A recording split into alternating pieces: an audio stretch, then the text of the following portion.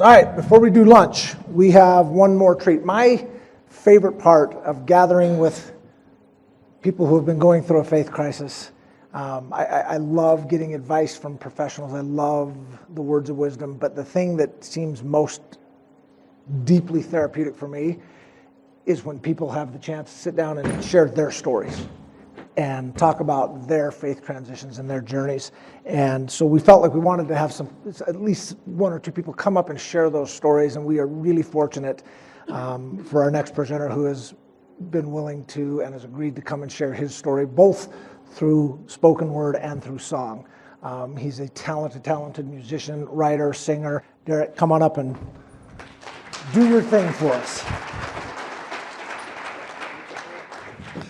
Well, hello, my name is Derick Turner, and I apologize, I wasn't here the earlier part of the day. I was with my son at his karate belt test, so he advanced from a from a green belt to a blue belt, so proud of that.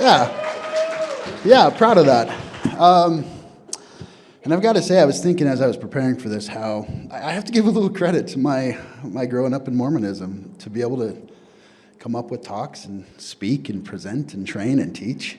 That's something I am grateful for, and that's really what I want to talk about today. Is I've been hurt by my religious upbringing, just like all of you have.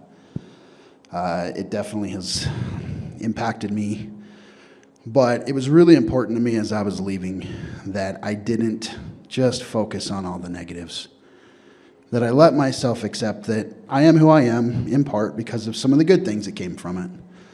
And I don't want to throw those away because I like who I am. I'm grateful for who I am and who I've become through all my experiences. And I hope you all feel that way about yourselves. You're on this journey. You are here because you want to continue figuring out who you are, what makes you happy, and how you can continue to progress in this life and make the most of this experience here on earth. When I left, it was after many, many years of doubt. We're talking about on my mission, 97 to 99, I went to New Jersey, English speaking, so I didn't have to go through that, although I missed it, experience of learning a language. I just jumped right into it. And I quickly realized I could not testify of some certain things. I couldn't tell people that I believed this was the only true church or that Joseph Smith was really a prophet. So going clear back to then, I've doubted. And I started studying, came home, did the Mormon thing, got married pretty quickly, started a family. And I don't regret most of those things, but I certainly wish I had thought for myself more.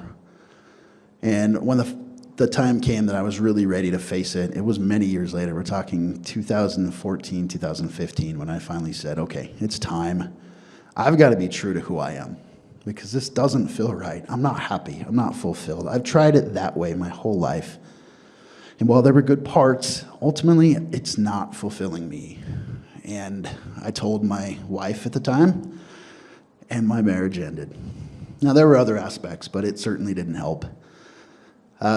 Since then, it's been a good challenge. I stayed in for a few years. In fact, I kind of doubled down when about a year later she left. She came out and threw a lot of mud at me along the way. And I felt like, well, I guess I got to go back in because my kids need some sort of structure in their life. And that kept me kind of teetering for a few more years. But when it came down to it, I had to be true to who I knew I was and what was right for me, and I finally stepped away early 2019. One of the things that I found, like many of you did, was Mormon Stories podcast. I found these great resources that I could turn to. I studied, I read, I went through everything I could. I was devouring content, trying to make sense of it all. And one thing that I've always done is I create things. So I started writing poetry. I started a TikTok channel. But it was super important to me that I focused on the positive perspectives. I didn't want to just jump into the bashing. I'm not saying that's wrong. I'm not blaming anybody that does. We all go through this differently. We experience those emotions in different ways. And I'm not judging anybody for how you do it. But for me, to be true to who I was, I knew I had to stay positive. I had to look at things with that perspective. So I started making these videos on TikTok talking about how, yes, it's hard, but don't forget these things. Yes, you're going through change, but remember this. After a while, I feel like I kind of got that out of my system, and I've shifted more to writing poetry. But along the way, I wrote a song, and that's what I want to share with you guys today. I think it captures a lot of who I am and what my perspective on this faith transition is. Hopefully it's something that helps you guys. So I'm going to play that for you, and then I'll wrap up with one or two words. But what I would ask is that you always strive to keep a positive focus. One of the lessons I learned early in my life, and it stuck with me for years, is the concept of when something happens to us, we can either react to that thing or we can respond to that thing. When we react, we are giving our power to that external force. We are saying, you get to dictate to me what I'm going to do here. I'm not going to stop. I'm not going to think. I'm not going to process. I'm going to let you force upon me this emotion, this extreme feeling, and that's going to determine what happens next. So I learned, and I strive to stop when something happens, and I say, okay, I'm not going to react to this. I'm going to process and I'm going to respond. And for me, that's about retaining my power. It's retaining control of who I am and what I am. It's not letting that determine for me. It's not giving my power away to that external stimulus.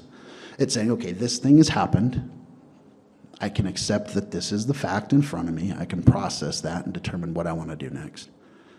It can be a quick thing, but it still requires at least a second to pause and think, what do I want to do with this information?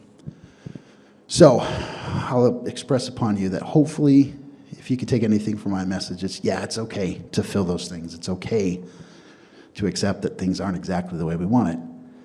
And we don't like some of the stuff that's happened to us, some of the things that we felt were forced upon us, things we were compelled to do or to be. But you get to decide from this point forward what to do with that. And every day, you get to make that choice. And I promise it makes a bigger difference on the experiences that you have and who you get to become with each next step. So, that being said, go ahead and share a song with you. Just a second.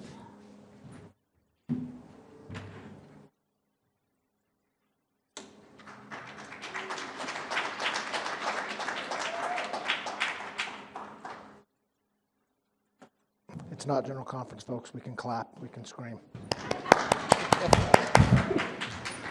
You hear that all right? I'm not warmed up, so hope you'll excuse the vocals. Okay.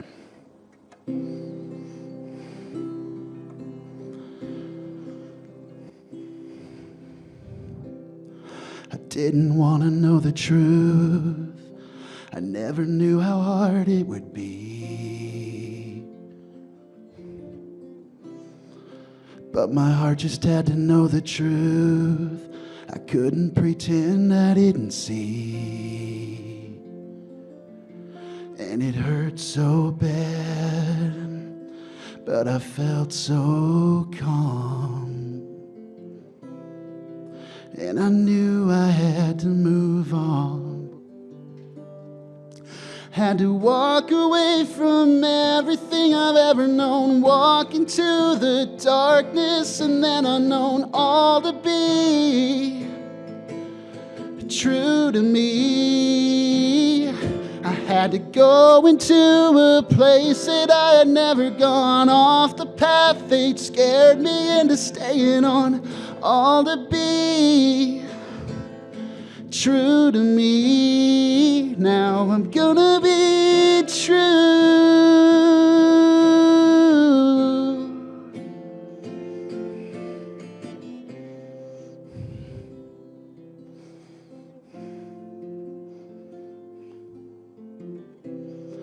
My life had always gone the way that they told me it should go. Never really thinking for myself, not aligned with what I know. Only hate endure where there should be love. Only emptiness above. So I walked away from everything I've ever known, walked into the darkness and then unknown, all to be true to me. I had to go into a place that I had never gone, off the path they'd scared me into staying on, all to be true to me. Now I'm gonna be true.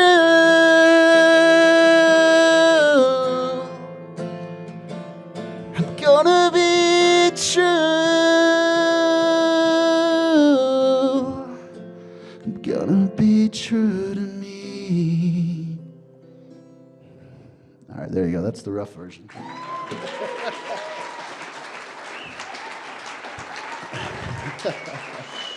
Thank you. So that's all I'd ask is, you're obviously here because you're trying to be authentic, you're trying to be true to yourselves, and I think that's all we can ask for. If you do that, you follow your heart, you're going to find what you need, and I hope you continue to do so. Thank you.